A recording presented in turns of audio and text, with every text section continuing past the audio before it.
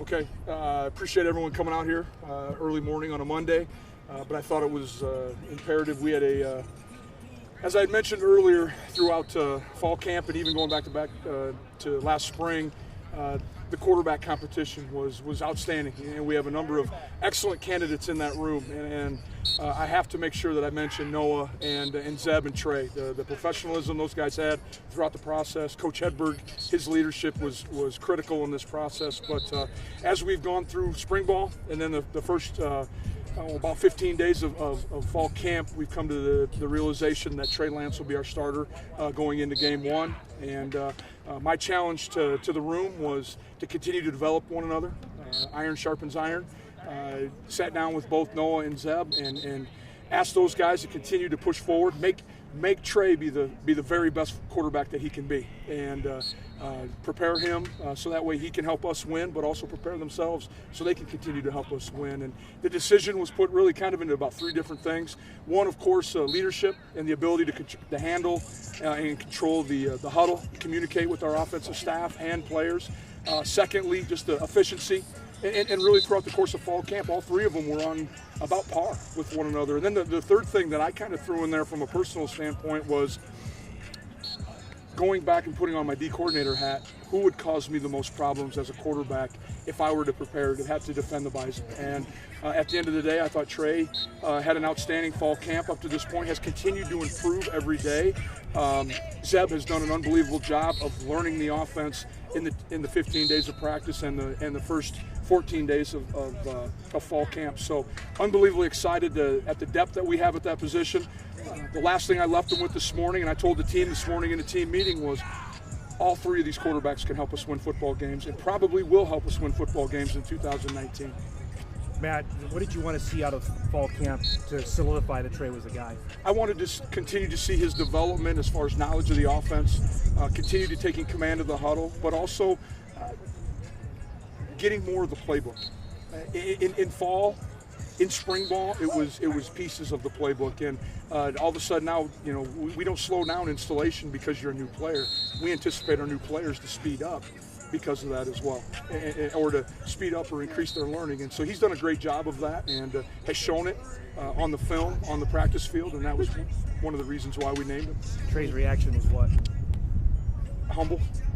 First thing he asked is that the other quarterbacks in the room continue to help him with it, and I thought that was an unbelievable statement. And Zeb followed it up with, "I got your back," and so you can tell the closeness and the continuity that's already developed in that room. You told the three of them all together? Told all the quarterbacks, and Tyler Roll and Randy were there as well. When you're talking about he's tougher to defend against Trey, you're talking about what? Just the things that he provides with his feet as well.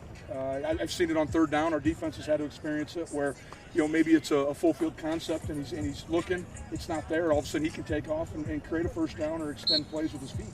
Can you also call more plays, plan running plays with him than you could with Zeb? Is that A little bit, but Zeb's shown that he's more athletic than maybe what we anticipated. Everyone looks back and looks at the film that he got from Iowa State where it was more pocket oriented. He's done some nice things with his feet as well, but over the course of time, just saw more plays with his feet out of Trey than I did Zeb. Going forward now for the team, now that a decision's been made, how does that change the mood of the team now that they know who's going to be number one? Well, I think it takes away that uncertainty that was probably there.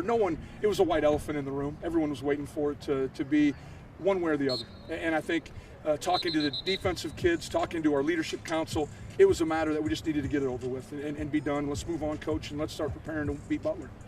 How different is it still to go from the guy who was a four-year starter to the guy that was a first-year starter? The playbook, is it not quite as big, or how does that play out early on? Well, like I said, I think installation, we continue to install like we do every year. I think game planning wise, you could see some things being maybe pulled back or things added to the game plan based on Trey's abilities and our quarterback's abilities. But I'm excited where he's at. He's done a nice job of continually trying to fine-tune his craft and make sure that he's going to be prepared. But it's a completely different situation than what NDSU's had to experience over the course of my 5 years here.